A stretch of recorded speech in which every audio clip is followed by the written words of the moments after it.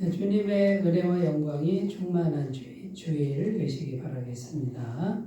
다 같이 묵상기도 드리심으로 7월 셋째 주일 예배를 시작하겠습니다. 기도합니다.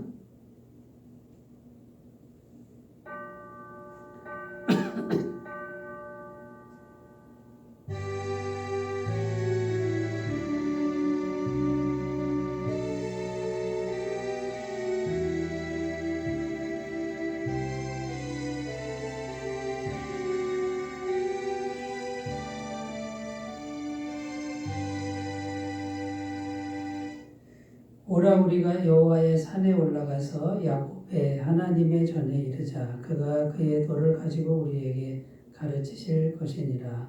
우리가 그의 길로 행하리라 하리니 이는 율법이 시온에서부터 나올 것이요 여호와의 말씀이 예루살렘에서부터 나올 것이니라. 아멘. 독생자를 보내셔서 우리를 죄악 가운데서 구원하여 주신 하나님 감사를 드립니다. 오늘도 세상의 험한 길을 걸으면서 지치고 고단해진 저희를 기억하시고 평안과 기쁨과 안식이 있는 예배의 자리로 불러주시니 감사합니다. 주님의 능력의 말씀을 들을 때 우리의 지친 심령이 새 힘을 얻게 하여 주시옵소서. 자비하신 손길로 우리 마음을 만져주사 세상에서 경험할 수 없는 참된 위로를 받게 하여 주옵소서. 자비하신 하나님의 얼굴을 배울 때 우리의 심령이 담대함을 얻게 하여 주옵소서. 예수님의 이름으로 기원하옵나이다. 아멘. 다 같이 찬송가 64장을 함께 부르겠습니다.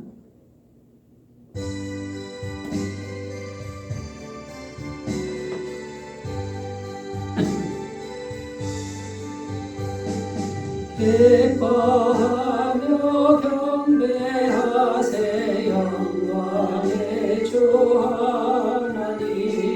주 앞에 소리 마음 피어나는 곡하라.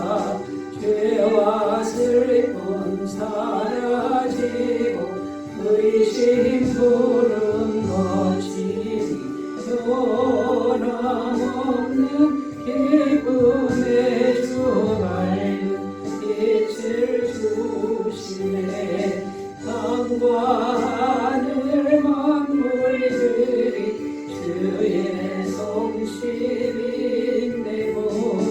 별과 천사 노랫소리 끊임없이 그노가 물과 숲과 산과 골짜 들거리나 바다 모든 만물 주의 사랑 기뻐 찬양하여라. 우리 주는 사랑이요 복의 그물이시니 살기 깊은 샘이 되려 바다처럼 넘치네. 아버지의 사랑 안에 우리 모두 형제니 서로 사랑하게 도와주시옵소서. 새벽별의 노래 따라 힘찬 찬송 부르니 주의 사랑 줄이 되어 한맘 되게 하시네. 노래하며 행진하여 싸움에서 이기고 승전 너를 높이 돌려줄게 영광 돌리세.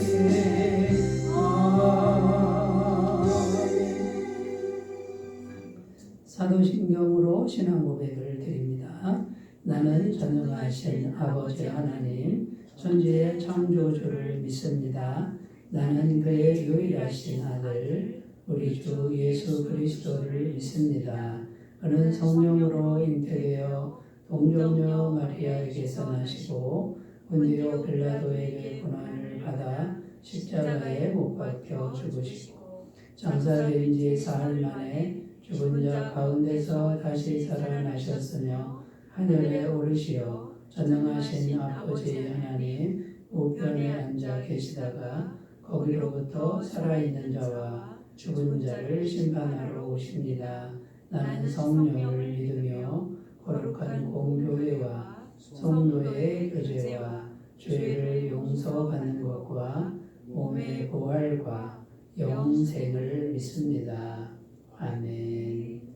오늘 우리에게 주신 하나님의 말씀은 신약성경 로마서 8장 31절에서 32절 말씀입니다.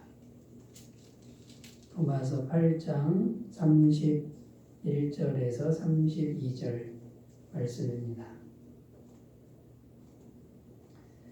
신약성경 250페이지에 있습니다. 하나님의 말씀을 제가 봉독해 드리겠습니다. 그런즉 이 일에 대하여 우리가 무슨 말하리요? 만일 하나님이 우리를 위하시면 누가 우리를 대적하리요? 자기 아들을 아끼지 아니하시고 우리 모든 사람을 위하여 내주신 이가 어찌 그 아들과 함께 모든 것을 우리에게 주시지 아니하겠느냐. 아멘. 네, 오늘 말씀의 제목은 아들과 함께 해야 모든 것을 얻습니다. 이런 제목으로 말씀의 은혜를 나누겠습니다. 오늘은 32절 말씀을 중심으로 은혜를 나누겠는데요. 32절 다시 읽으면요. 자기 아들을 아끼지 아니하시고 우리 모든 사람을 위하여 내주신 이가 어찌 그 아들과 함께 모든 것을 우리에게 주시지 아니하겠느냐. 아멘. 여기 보면 끝부분에 모든 것을 우리에게 주시지 아니하겠느냐 이렇게 표현하고 있습니다.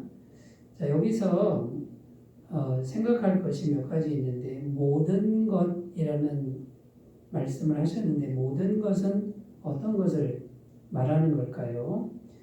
이 모든 것 안에는 세상의 모든 것도 들어가 있고 천국의 모든 것도 들어가 있습니다. 그러니까 이 세상, 천국과 세상의 모든 것을 우리에게 다 주신다 이런 말씀이 됩니다.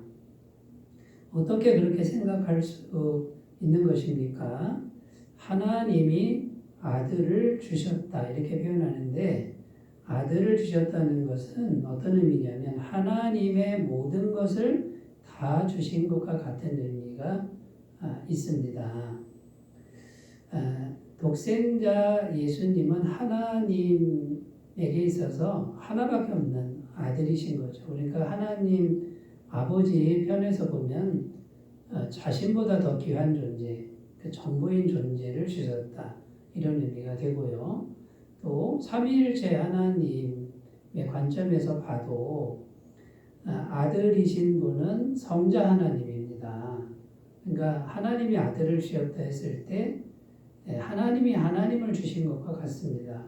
그러니까 하나님 전부를 주신 것과 같기 때문에 세상의 모든 것과 천국의 모든 것을 다 주신 것과 같은 말이 된다라는 것이죠. 그리고 예수님을 우리에게 주셨다고 했는데 예수님 안에 있는 것을 생각해 보면 예수님의 권세, 예수님의 능력, 예수님의 생명, 예수님의 소유, 예수님의 명예, 예수님의 존귀함, 예수님의 지혜.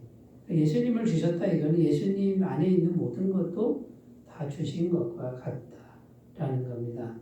그러니까 오늘 말씀 모든 것을 다 주신다고 했을 때 이 말씀은 너무나도 엄청난 은혜의 말씀이 아닐 수가 없습니다. 그런데 이 모든 것을 우리에게 주시는데 우리가 그것을 얻어야 되겠지요. 그런데 얻으려면 조건이 있다고 말씀합니다. 아들과 함께 이렇게 말씀하고 있습니다. 그러니까 예수님과 함께 주신다는 말씀이죠. 이 말은 또 어떤 말과 같습니까? 예수님과 함께 하지 않으면 하나도 얻지 못한다는 말과 같습니다. 그러니까 이 엄청난 은혜가 이미 다 주신 상태인데 문제는 예수님과 내가 함께 할 때 이 모든 게 다 주어진다. 예수님과 함께 하지 않으면 하나도 못 받는다. 이런 말씀이 되는 거죠. 그러므로 우리가 할 일은 이제 명확해졌습니다. 항상 예수님과 함께 하기만 하면 된다는 거죠. 예수님과 함께 하기만 하면 하나님이 약속하신 말씀은 그대로 이루어질 것입니다. 한 부자, 엄청난 부자가 있었는데 초등학교 다니는 자기 아들을 위해서 아들이 생일이 되었는데 그 아들을 위해서 생일 잔치를 준비했습니다. 맛있는 음식과 아이들이 좋아하는 모든 장난감을 집에다 가득가득 쌓아놓고 그 반 아이들 전부를 초대했습니다. 그리고 그 모든 음식과 장난감은 마음껏 가져가도 되도록 그렇게 준비를 했다는 겁니다. 그런데 우리가 이제 생각해보면 만약 그 자리에 자기 아들이 없다면 어떻게 될까요? 자기 아들 생일잔치를 위해서 반 학생들을 다 부르고 먹을 것과 장난감을 다 갖다 놨는데 아들이 없으면은 어떻게 됩니까? 의미가 없잖아요. 하나도 못 주는 거예요. 그런데 자기 아들이 거기 있으면 아들이기 때문에 다른 모든 것들은 그 반 학생들에게 마음껏 나눠줄 수 있다라는 겁니다. 마찬가지로 예수님 한 분과 우리가 함께 할 수만 있다면 하나님의 모든 은혜, 이미 다 주신 상태에 있는 모든 은혜는 우리가 다 받아 누릴 수 있는 그런 은혜가 주어진다라는 겁니다. 그러면 어떻게 하면 예수님과 우리가 함께하는 길이 되는 걸까요? 첫 번째는 늘 마음에 예수님을 영접해야 한다라는 겁니다. 요한계시록 3장 20절입니다. 볼지어다 내가 문 밖에 서서 두드리노니 누구든지 내 음성을 듣고 문을 열면 내가 그에게로 들어가 그와 더불어 먹고 그는 나와 더불어 먹으리라. 자, 무슨 말씀입니까? 예수님이 우리 마음문 밖에서 계속 두드리고 계신다는 말씀입니다. 그러니까 이 마음문 밖에서 두드리는 예수님 모습을 우리가 생각해 보면서 예수님이 지금 뭔가 간절히 바라고 계시는 것이 있다는 거예요. 그게 뭐냐면 우리 마음 안에 예수님이 들어오고 싶으시다라는 거죠. 그러면 우리가 어떻게 하면 됩니까? 마음은 열고 예수님을 영접하면, 계속 예수님을 영접하면 언제든지 들어오신다. 그러면 우리 마음에 예수님을 영접해서 모시면 이게 바로 예수님과 함께하는 길이다라는 것입니다.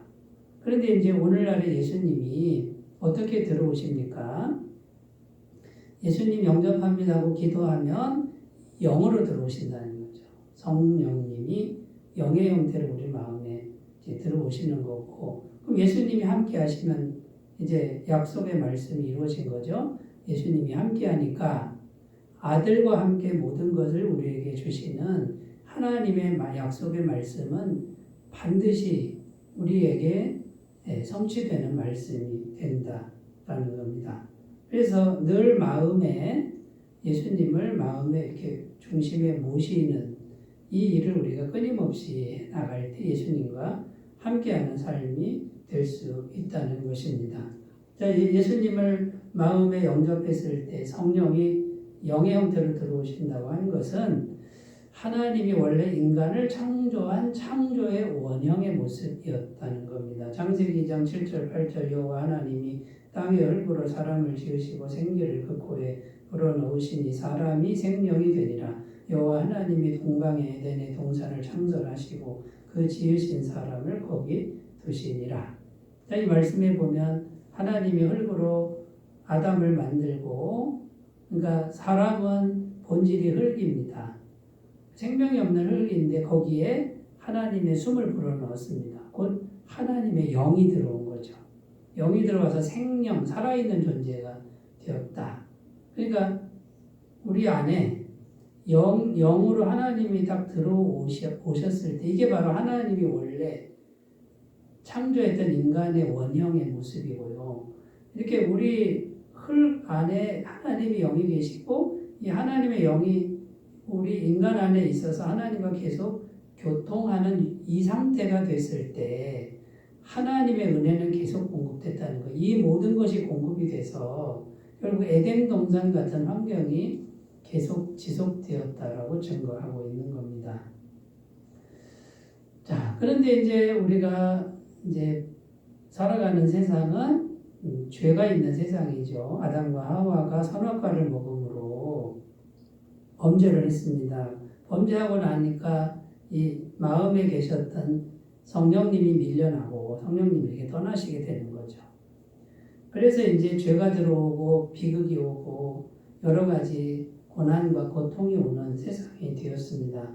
그런데 다시 예수님이 이 땅에 오셔서 십자가에서 모든 죄값을 다 지불하시고 승천하셨는데 그 예수님을 마음에 영접하면 이제 그 하나님이 원래 창조했던 인간의 원형이 회복된다라는 겁니다. 이제 죄인이었던 우리가 예수님을 영접하면 구원받고 영생을 얻는 길이 생겼습니다. 요한복음 1장 12절 영접하는 자 곧 그 이름을 믿는 자들에게는 하나님의 자녀가 되는 권세를 주셨으니. 자, 영접하는 자, 예수님을 영접하면은 하나님의 자녀가 되는 하나님의 자녀의 권세를 주신다. 이제 예수님 영접하면 영원한 죄사함, 완벽한 죄사함을 예수님이 계속 주시기 때문에 이제는 죄는 없어지고 영이신 하나님이 계속 마음에 계실 수가 있는 거죠. 그러면 하나님의 아들, 딸의 권세가 회복된 겁니다. 그러니까 예수님이 마음에 영접해서 함께 하니까 하나님의 아들, 딸의 권세가 회복되고 하나님이 약속하신 이 모든 것이 우리에게 주어지는 은혜가 생길 수 있다라는 겁니다. 그러니까 우리가 해야 될 일이 뭡니까? 명확해졌지 않습니까? 늘 마음에 예수님하고 예수님을 모시면 되는 거예요. 아들과 함께하면 모든 것이 우리에게 주어진다라는 겁니다. 성경은 마음에 예수님이 없으면 그것이 저주요 고통이라고 분명히 증언하고 있습니다. 예레미야 17장 5절 6절입니다. 여호와께서 이와 같이 말씀하시니라. 무릇 사람을 믿으며 육신으로 그의 힘을 삼고 마음이 여호와에게서 떠난 그 사람은 저주를 받을 것이라. 그는 사막의 떨기나무 같아서 좋은 일이 오는 것을 보지 못하고 광야 간조한 곳 건건한 땅 사람이 살지 않는 땅에 살리라. 자, 이 말씀 잘 보시면 우리 마음이 하나님에게서 떠나 있다 이 말이죠. 마음에 주님이 계셔야 함께하는 건데 마음이 하나님에게서 떠나 있으면 그 사람은 지금 저주받은 상태다. 영적으로는 저주받은 상태고 그 다음에는요, 현실은 어떻게 되냐. 현실은 아주 메마른 현실이 된다. 광야 간주한 곳, 건건한 땅, 사람이 살지 않는 땅. 너무나 메마른 현실의 삶을 사는 거예요. 근데 오늘 말씀은 뭡니까? 예수님이 함께하면 이 모든 것이 다 우리에게 주어지는 인생인데 하나님이 떠나니까 어떻게 됩니까? 아무것도 없는 사막 같은 그런 현실적인 그런 삶이 될 수밖에 없다고 증언하고 있는 겁니다. 그리고 이어지는 말씀에 보면은 마음에 주님이 계시면 이 모든 것이 회복됩니다. 예레미야 17장 7절 8절 그러나 우리 여호와를 의지하며 여호와를 의뢰하는 그 사람은 복을 받을 것이라. 그는 물가에 심어진 나무가 그 뿌리를 강변에 뻗치고 더위가 올지라도 두려워하지 아니하며 그 잎이 청청하며 가뭄은 해에도 걱정이 없고 결실이 그치지 아니함 같으리라. 여기도 보면요, 여호와 하나님을 의지하고 의뢰하는 사람은 복을 받은 상태라 해요. 영적으로 복을 받은 상태. 근데 뭘로 의지하죠? 마음으로 의지하는 거예요. 마음으로. 그러니까 하나님에게서 마음이 떠난 사람은 저주받은 상태고 현실은 메마른 사막 같은 삶이고 마음에서 하나님을 모시고 하나님과 마음에서 만나고 있는 사람은 영적으로 복받은 상태, 복이 계속 오는 상태라는 거고 시냇가에 심은 나무처럼 잎이 청청하고 열매가 맺히는 그런 현실적인 인생으로 나아간다는 거예요. 왜 그러냐면 아들과 함께하면 모든 걸 주시는 하나님의 공급이 계속 이루어지기 때문이라는 겁니다. 그러니까 여러분, 우리가 이 힘든 현실을 살아갈 때 우리는 자꾸만 모든 것을 받고 싶은, 이 모든 걸 먼저 받고 싶은 여기다가 우리가 마음을 집중하는데, 거기에 먼저 집중하면은 하나도 못 받는다는 거예요. 이 모든 것보다 아들과 어떻게 함께 할 것인가, 주님과 어떻게 함께 할 것인가, 마음에서 함께하는 이거를 계속 훈련하셔야 됩니다. 요것만 되면 복받은 상태고, 끊임없이 하나님으로부터 이 모든 것이 공급되는 인생이 될 수 있다는 것이죠. 여러분, 이 진리의 말씀을 우리가 꼭 붙들고요. 너무 현실을 먼저 잡지 말고 집중하지 말고 마음으로 영적인 것을 먼저 이루시고 먼저 영접하시고 먼저 마음에서 영적인 것을 먼저 이걸 채우시는 그 삶을 꼭 살아가시길 바라겠습니다. 두 번째, 아들과 함께하는 길이 뭡니까? 항상 성령님의 임재하심을 확인해야 한다는 겁니다. 우리 마음에서 성령님이 계신가 안 계신가 이걸 늘 확인하는 일을 해야 된다라는 거죠. 고린도후서 13장 13절입니다. 주 예수 그리스도의 은혜와 하나님의 사랑과 성령의 교통하심이 너희 무리와 함께 있을지어다. 자, 무슨 말입니까? 예수님의 은혜와 하나님의 사랑이 성령님을 통해 교통된다. 이런 뜻이에요. 그러니까 예수님의 그 무한한 은혜, 영원한 은혜, 하나님의 영원한 아가페 사랑이 영원부터 영원까지 그대로 있는 거예요. 그런데 성령님의 교통함을 통해 우리에게 전해지는 거예요. 성령님의 교통함은 어떻게 하는 거예요? 우리 마음의 성령님이 오셔야 교통이 되는 거예요. 그러니까 이 현실적인 문제가 이게 먼저가 아니고 성령님의 교통하심이 마음에 먼저 와야 하나님, 예수님 은혜, 하나님 사랑이 우리에게 전달이 될 수 있다라는 겁니다. 그러므로 항상 우리가 확인해야 할 일, 모든 일에 먼저 확인할 일이 지금 내 마음에 성령님이 계시는가 안 계신가, 이걸 늘 확인하는 습관을 들여야 된다는 겁니다. 마음에 만약에 성령님이 안 계시면 어떤 상태가 되는 걸까요? 마음에 성령님이 안 계시면 나만 있잖아요. 내 마음만 있으니까. 내 마음은 어떤 마음이에요? 죄로 물든 마음이라는 거예요. 그럼 죄로 물든 마음 뒤에는 누가 있어요? 죄가 있으면 마귀가 역사하기 때문에 성령님이 안 계신다 그러면 마귀의 영의 지배 아래 자동적으로 들어간다라는 겁니다. 자, 그래서 성경 말씀에 이렇게 말씀하고 있습니다. 요한일서 3장 8절, 죄를 짓는 자는 마귀에게 속하나니 마귀는 처음부터 범죄함이라. 그런데 여러분, 죄를 짓는 자는 자동적으로 마귀에게 속한다 이렇게 되어 있는데, 이렇게 이제 질문하는 분이 있을 수 있습니다. 나 죄 지은 거 없는데요? 이런 분이 있을 수 있습니다. 그런데 여러분, 마음에서 그냥 올라오는 마음들, 생각들이 영적으로는 다 죄가 된다는 거예요. 좋지 않은 생각들이. 그러니까 이 영의 세계는 생각과 마음에서 일어나기 때문에 생각만 스쳐도 그게 벌써 죄가 되고, 그럼 죄가 있으면 자동적으로 마귀 아래 들어가게 된다라는 겁니다. 그러니까 이제 마귀 지배 아래 받는 거죠. 그러면 이제 어떤 일이 발생하느냐? 요한복음 10장 10절에 도둑이 오는 것은 도둑질하고 죽이고 멸망시키려는 것뿐이요. 마귀의 영의 지배 아래 들어가면 다 빼앗깁니다. 그리고 이제 죽음의 영이 역사를 합니다. 그리고 뭡니까?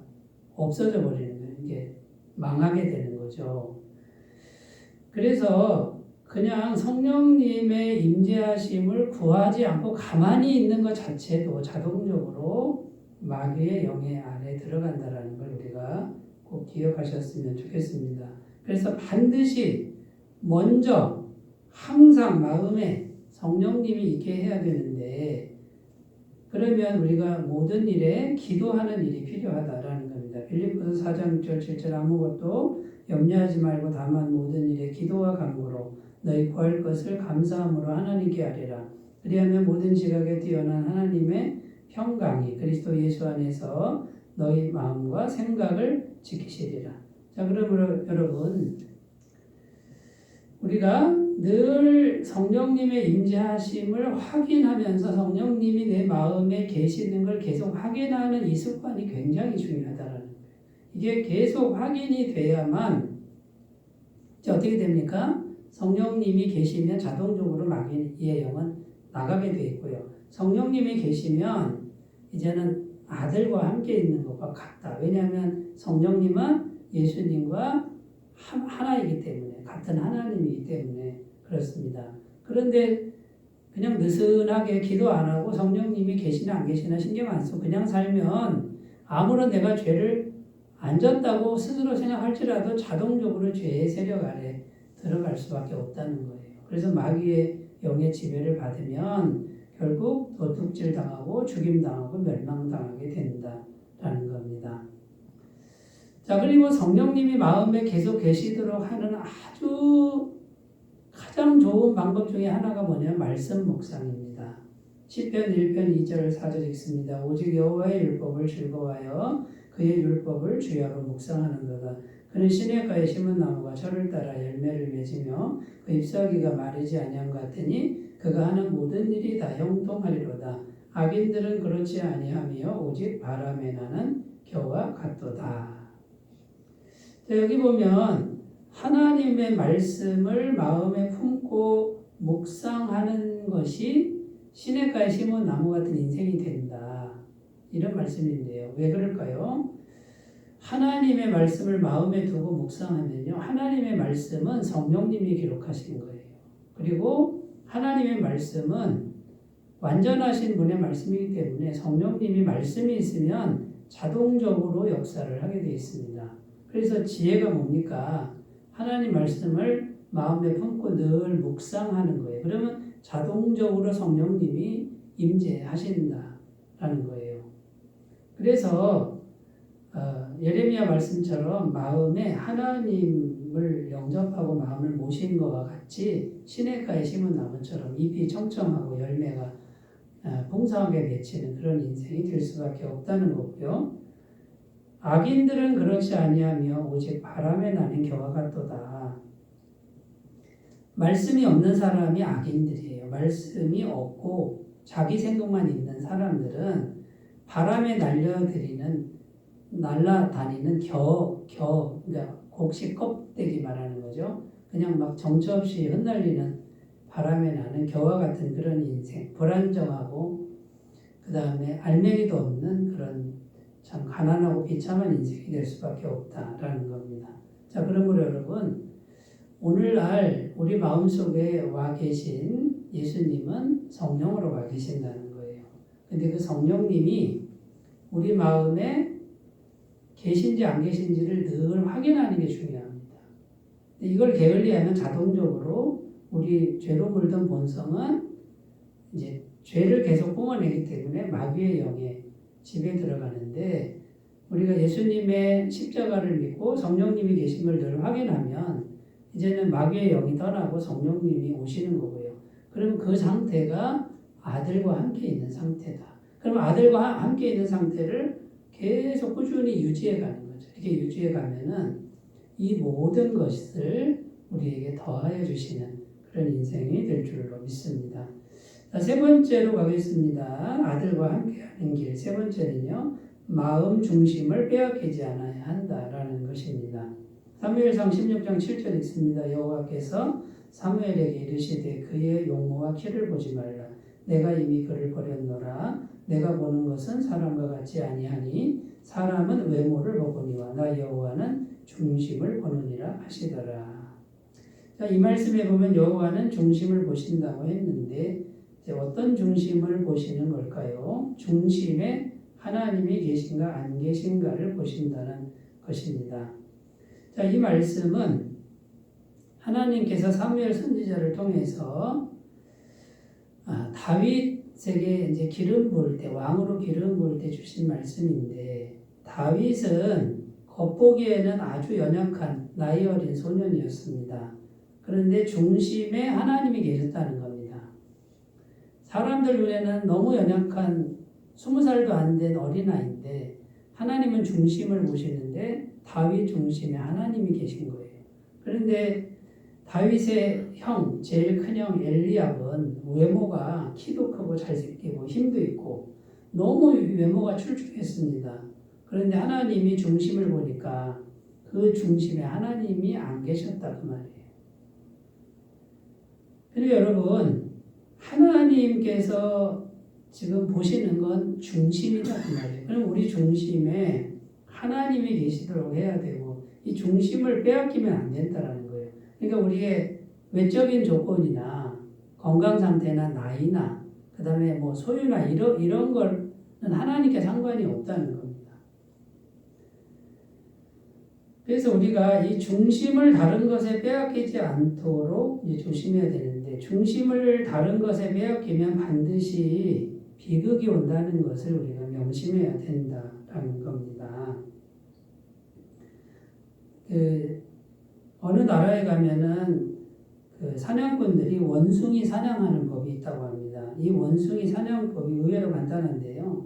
항아리에다가 맛있는 사탕을 넣어놓고 입구는 아주 작은 입구예요. 손을 들어갈 수 있는데 주먹쥐면 안 나오는 그런 항아리를 만들어 놓고 항아리를 이제 어디다가 이렇게 묶어 놓는 거죠.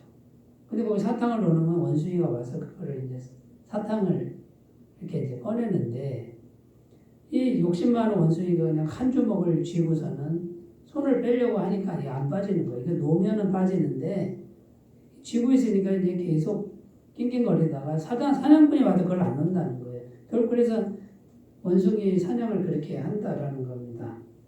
여러분, 이 원숭이 마음은 지금 뭘로 빼앗긴 겁니까? 욕심이.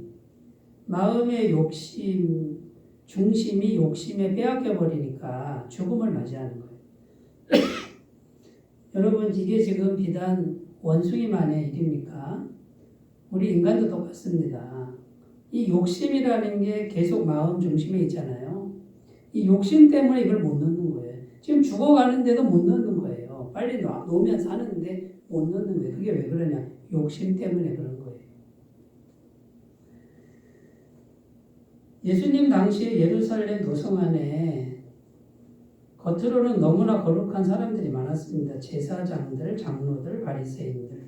돈도 많고 명예도 높고 권력도 높고 그런데 마음에 탐욕이 가득했습니다. 겉으로는 너무나 화려하고 거룩했는데 이 마음에 교만과 권력욕과 탐욕이 가득한 사람. 예수님이 그들을 향해 예언의 말씀을 선포하셨습니다. 이 세대가 지나가기 전에 너희는 멸망한다. 성전도 다 없어진다. AD 70년에 로마 군대가 예루살렘 성을 쳐들어와서 겹겹이 포위하고 100만 명이 넘는 예루살렘 사람이 죽었다고 기록되어 있습니다. 그리고 예루살렘 성 다 무너집니다. 겉모양이 문제가 아니라 뭐가 문제였습니까? 마음 중심에 교만과 권력과 탐욕이 가득 차 있는 그 상태가 저주의 상태인 거예요. 여러분, 마음 중심 안 빼앗긴다고 해도 그게 쉬운 일이 아닙니다. 우리 마음 중심을 빼앗아가는 것들이 우리 주변에 너무나도 많다는 거예요. 우리 중심을 쉽게 빼앗아가는 영적 실체들 뭐가 있을까요? 혈기라는 게 있습니다. 혈기가 확 올라올 때가 있죠. 이 혈기가 올라오면 마음에 자기 혈기로 꽉 차는 거예요. 이게 오래 가면 안 좋아요. 혈기가 올라올 수 있죠, 우리가. 근데 이게 지속되는 사람은 결국 다 빼앗겨 버리는 거예요. 혈기, 분노 같은 말이죠. 지나친 경쟁 의식, 비교 의식. 이것이 마음에 딱 금방금방 차지하는 사람이 있어요. 경쟁과 비교에서 못 벗어나는 겁니다. 교만한 마음. 뭐 조금 하면 내가 막 이렇게 막 나를 드러내고 싶은 이 욕구가 중심을 이렇게 지배하면은 그게 또 오래 가면 그것도 이제 멸망하는 길이 됩니다. 무언가 하나에 집착하는 거. 뭔가 집착하고 있는 거. 그 집착하는 게 귀한 거겠죠. 돈이든 부모든 자식이든 뭔가 집착하고 있는 게 내 마음에 집착이 있으면 그게 내 마음 중심을 빼앗아 갑니다. 저 같은 경우는 우울한 감정, 이 우울한 감정은 저에게 너무 친숙한 거예요. 지금도 우울한 감정이 슬금슬금 들어와서 여기를 차지하려고 합니다. 그 센티멘탈한 감정에 젖어들고 싶은, 거기 있을 때 내 감정이 그냥 위로를 받는 그 기분. 어느 여름날 비가 추적추적 내리면 그게 그렇게 좋았던 우울한 감정, 그게 내 마음을 오랫동안 지배를 했는데 내 인생은 풀리지 않았다는 거예요. 사람마다 중심을 잘 빼앗기는 것들이 사람마다 다 다르겠지만 한두 가지씩은 꼭 있다라는 거죠. 여러분 이거 조심해야 됩니다. 내 마음 중심을 도대체 무엇이 잘 빼앗아 가는가, 그 부분을 하나님 아닌 다른 어떤 것, 그게 아무리 귀한 거, 아무리 내 감정을 채워도 그것이 하나님이 아니시라 그러면은 오래 가져가면 안 됩니다. 그것이 바로 아들을 빼앗기는 길이 되고 사막 같은 인생으로 우리를 끌고 간다는 걸 꼭 기억하셨으면 좋겠습니다. 그러면 우리 중심의 이 문제를 우리가 어떻게 처리해야 됩니까? 첫 번째는 중심에 있는 걸 자꾸 고백하는 거예요. 기도로 고백하는 겁니다.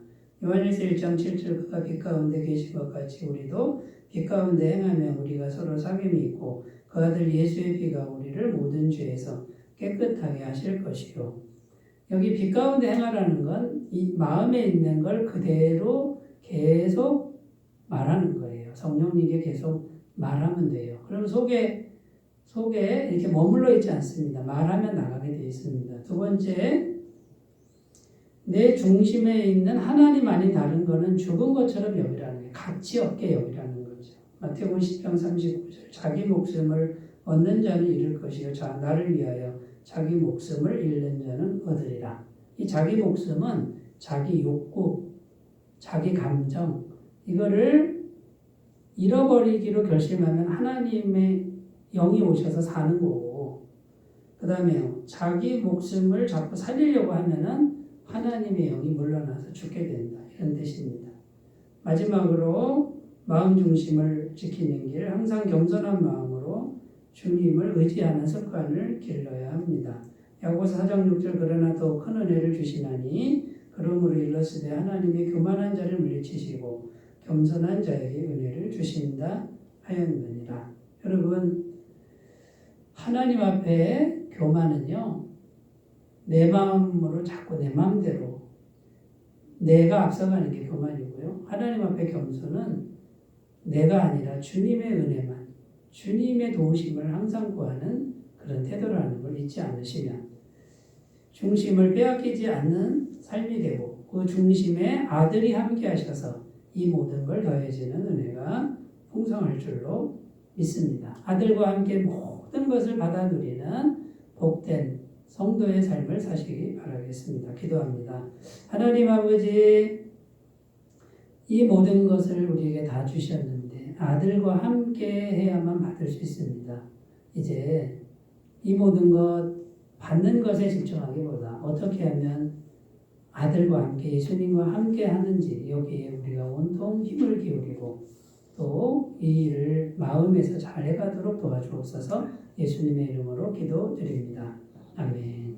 찬송가 436장입니다.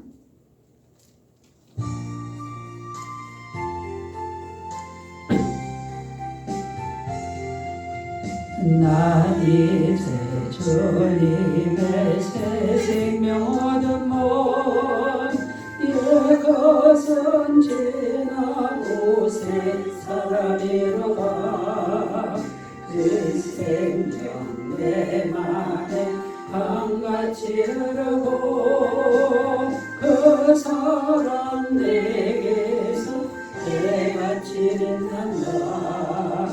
영생을 누리며 전에 설레어 오늘도 내일도 주와 함께 살리라. 주 안에 한 주의 새 생명 얻으니 예전에 줬던 것 이제는 값없다. 하늘의 은혜와 평화를 맛보니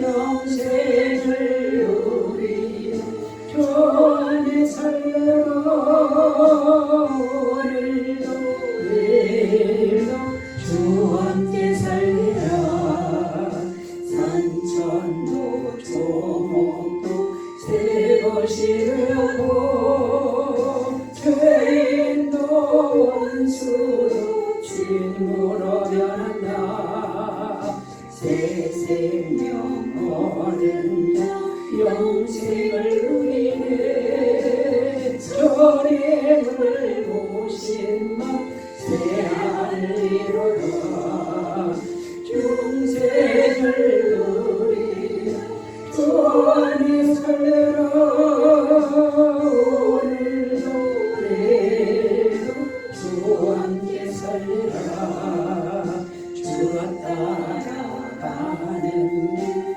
험하고 멀어도 전솔 부르며 뒤따라가리라 나 주를 모시고 영원히 살리라 날마다 섬기며 주 함께 살리라 영생을 누리 주 안에 살려라 오늘도 내일도 주 함께 살리라 광고 말씀드립니다. 베트미파크 복음사경의 날짜는 7월 24일 금요일입니다. 강사 조혜련 집사님인데 많은 참석 바라겠고요. 8월 복음사경의 날짜는 8월 28일 금요일이고 그 다음에 1박 2일 영성 캠프는 8월 28일 금요일 6시부터 29일 토요일 오후 1시까지입니다. 영성 캠프는 1인당 44,000원으로 선착순으로 마감합니다. 다른 광고 주고 참조하시고요. 주께서 내길 예비하시네 부르신 후에 축도로 예배를 마치겠습니다.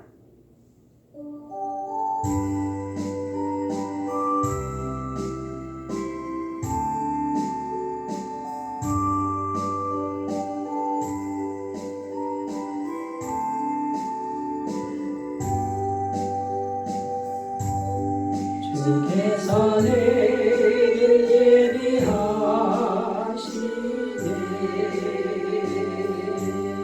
주께서 내길 예비하시네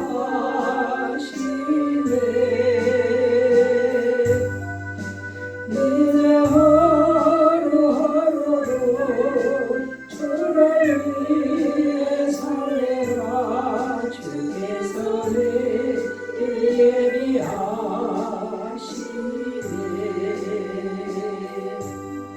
나 이제 주만 따라가려네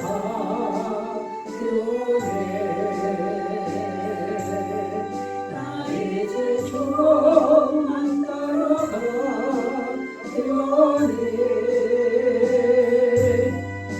세상 죄를 버리고 생명길을 찾았네 나 이제 주만 따라가려네